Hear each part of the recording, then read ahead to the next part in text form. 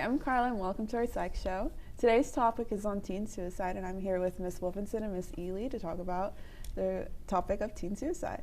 So how are you guys today? We're good. Doing well, thank you. So just to get started, what are the signs of being suicidal or signs that teens usually show when they are thinking about suicide? So something that you might see is hopelessness or feeling really depressed. Sometimes teens will talk about wanting to not be here anymore or talking about wanting to die. Abusing alcohol or drugs. Feeling trapped or like they can't escape.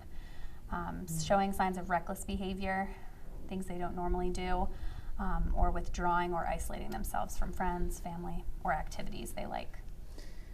I'm also going to just throw in eating habits change. I want to eat a lot. I don't want to eat anything at all.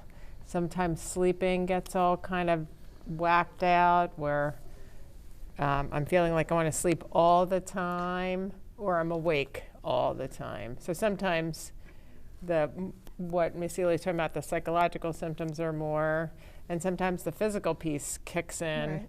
And adding in the drugs and alcohol then makes someone more likely to either be awake for long periods of time or be asleep for periods of time, want to eat, don't want to eat. There's a mix in there. Okay. So when asking someone about suicide, do you think it increases the danger of it, or do you think like it just makes them a little bit uncomfortable? So I think a common myth is that if you ask someone, are you thinking about completing suicide, that somehow puts it in their head. But just asking someone the question isn't going to make them want to complete suicide. It might make people feel uncomfortable to ask that question because if you really care about someone and you have to, if you're that concerned that you have to ask the question, it might feel uncomfortable, but it's actually really important to acknowledge it and let the person know that you're worried about them, and asking it directly can help you get your answer a lot faster than saying, are you just feeling kind of sad? That doesn't necessarily tell you whether or not they're thinking about suicide. Okay. And who would you say, if there's a certain age group that is at a greater risk of committing suicide? Like, is it like usually in teens, or can it be in younger ages or anything like that?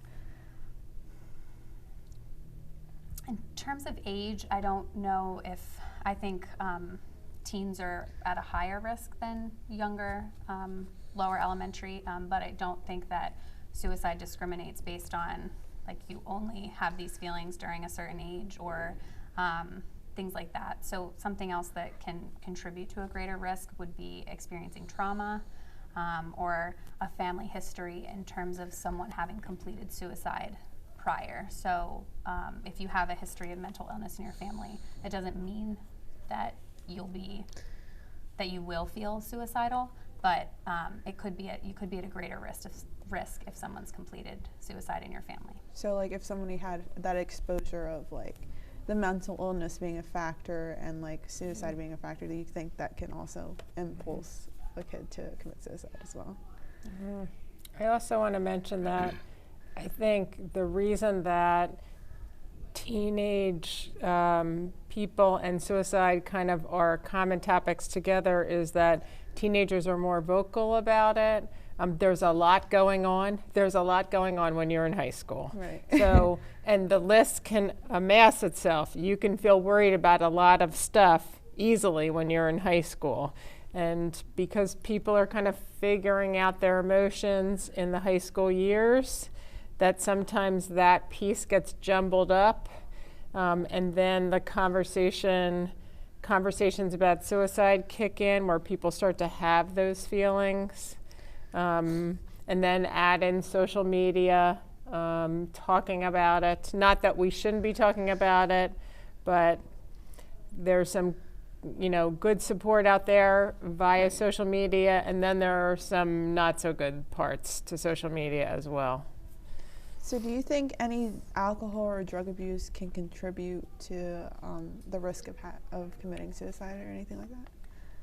So in addition to it being a sign that someone could be feeling or having thoughts of suicide, using drugs or alcohol changes kind of what's going on in your body. So the use of alcohol, alcohol is a depressant. So if you're already feeling really hopeless or trapped, the use of alcohol can sometimes make those feelings feel more intense. And same with drug use, the different drugs that, if someone's using different drugs to kind of mask feelings or whatever the reason behind it is, it changes decision-making skills, things like that. So that is definitely a sign that someone might be feeling thoughts or having thoughts of suicide, but also can increase the risk. And what do you think, like, what should, as students or as a friend, like, how can I help a friend who is experiencing, like, thoughts of suicide or something like that? That's a great question. I think telling someone is really important. Finding someone you trust and saying, I'm really concerned about this person, because telling someone can help connect you to resources. It's amazing that a friend has that support, but connecting with an adult or a community resource that can help get them specific help is really important. So definitely telling someone that you trust, and instilling hope, I think, is really important. Letting your friend know that you're there to support them, kind of not diminishing it, saying, oh, it'll be fine, just get over it. I think it's really important to say, I hear you, and we can do something about this. So instilling hope that it will be okay, but not diminishing and saying it'll just go away on its own. And I can say that as school counselors that we've had the experience where friends have brought their friends to our office to say, I'm worried about, this person, and I really feel like we need to talk to you because, I'm a teenager, and really in the long run, she or he needs more help than I can provide. So I think friends are a good way to bring them to an adult who can help further. Yeah, so as adults, like as a counselor or as a teacher, or even just as a family member, how can a family member, like having that connection, how can that family member or an older adult can help with suicide and thoughts of it? So there are a lot of resources out there. There is a suicide hotline, and I'm going to give the numbers out loud, but I'll try to go slow. The suicide hotline is 1-800-273-8255, and when you call the suicide hotline, you'll get to talk to someone, and they'll walk you through kind of what next steps can happen. Connecting the person with a counselor. We have a lot of great resources here at Norristown High School to support students who kind of want to talk about their feelings, figure out a plan to get some help. So talking to counselors, the suicide hotline, and in the community there are three resources. Montgomery County Peer Support Talk Line is available 7 days a week from 1 p.m. to 9 p.m. and that phone number is 855-715-8255. And the Montgomery County also has a teen talk line that can be reached through calling or texting Monday through Friday from 3 p.m. to 9 p.m. And that phone number is 866-825-5856, or you can text at 215-703-8411. And the last one is if you're having a crisis and you need help in that moment, there's a crisis hotline that someone can come to your house and kind of talk to you about what next steps can happen to get you or a friend or someone you're concerned about help. And that's 7 days a week.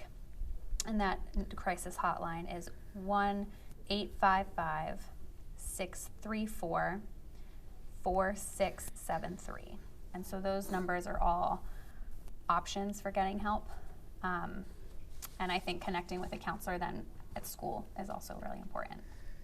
So, Well, we can post these numbers on your piece at the end, right? Okay. Mm-hmm. And when contacting those numbers, is there any other way to report anonymously? Maybe some students are uncomfortable with reporting with their name, or is that all done anonymously?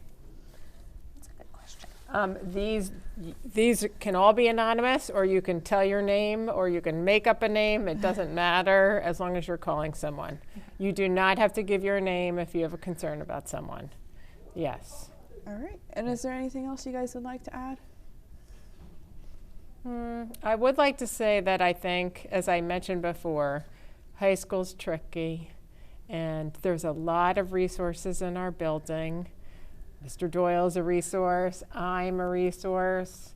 Everybody in this building has a guidance counselor, an assistant principal, a security guard that they love, a cafeteria person, a coach, an art teacher, their band person, their sergeant, somebody that you can talk to. So I encourage people to just reach out to one person. Pick one person that you feel like you need to communicate with and tell them what's going on so they can help.